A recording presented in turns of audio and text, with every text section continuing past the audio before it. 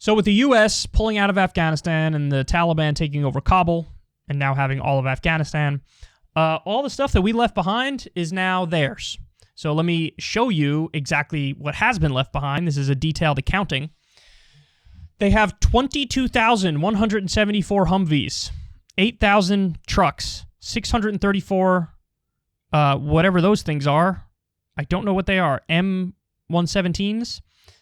162,000 radios, 155 mine-proof vehicles, 16,000 night vision goggles and devices, 169 M113s, 358,000 assault rifles, Jesus Christ, 42,000 trucks and SUVs, 126,000 pistols, 64,000 machine guns, 176 artillery pieces, helicopters 33, Mi-17s 33, Blackhawks 43, MD-530s, is that what those are? Forgive me if I'm butchering these. I've never read about any of these in my life. Fixed wing aircrafts, there's 4 C-130 transports, 23, whatever those are, 28, whatever those are, 10, whatever those things are. So yeah, this is what they have now. I will say, so this was, I believe was it in the Times and the Sunday Times? Okay, so there you go.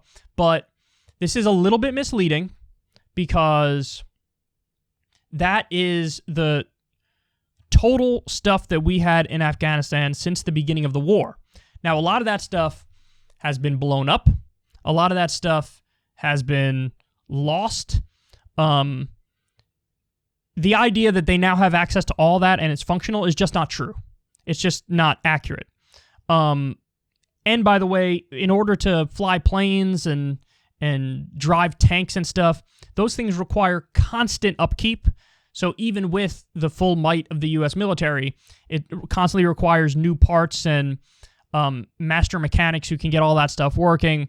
And basically, they can't get that stuff working. So the idea that ISIS now has helicopters and the Taliban now has fighter jets and helicopters, they just don't. And they just don't have the ability to get those things to work. The Afghan military didn't even have the ability to get a lot of those things to work.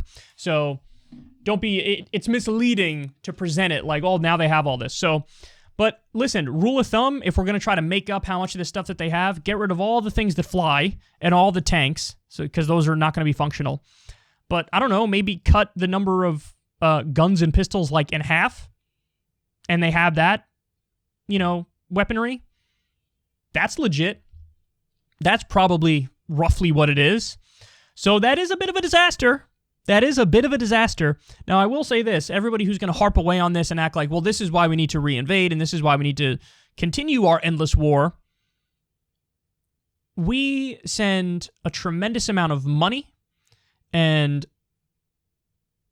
way worse weapons that the Saudis actually know how to use. We send it to Saudi Arabia. So that is a government that has implemented Sharia. That's a government that's effectively carrying out a blockade and doing a famine and committing a genocide in Yemen. They're our ally. Look at the unsavory characters, the so-called moderate rebels who aren't moderate at all on the ground in Syria, who we've backed and who we've supported and who we've armed.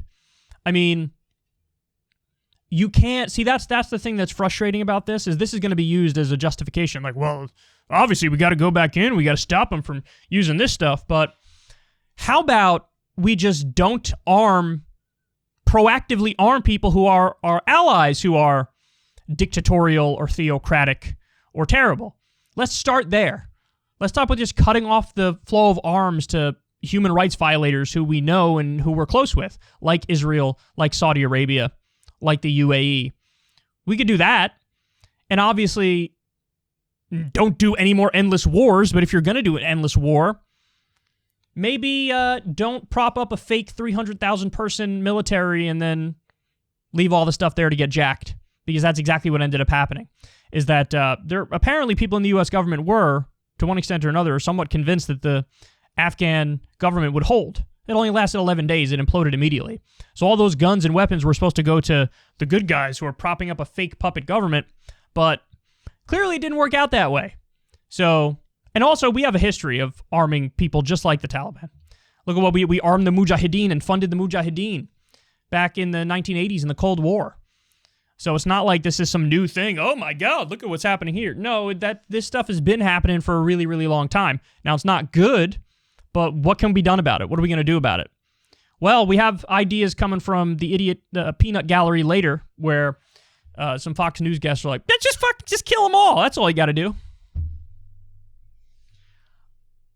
I'm going to go ahead and say no. It is not a good idea to kill them all.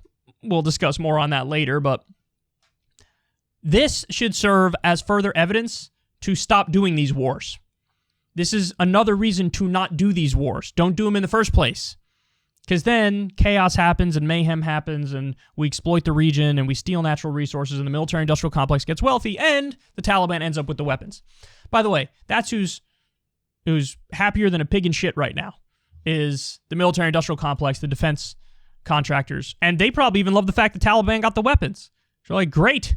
Well, we made money off that up front, and now we'll make money selling more weapons to people who can combat the Taliban. The incentives in the system are all fucked up, and this is a giant problem. But no, it's not a reason to go back in. And by the way, there's a decent chance that a lot of these weapons of ours that they have now, they're going to end up using them fighting ISIS. Because the ISIS attack at the Kabul airport was not approved by the Taliban, despite what a bunch of idiots and liars are telling you. And that embarrassed the Taliban internationally and made them look like they're not a legit government when they want to be viewed as a legit government. And so a lot of these weapons are going to be used to turn their ire on fellow Islamic fundamentalists and extremists who aren't listening to them. So it's going to get ugly. It's going to get gross. But all could have been avoided if we didn't go in the first place.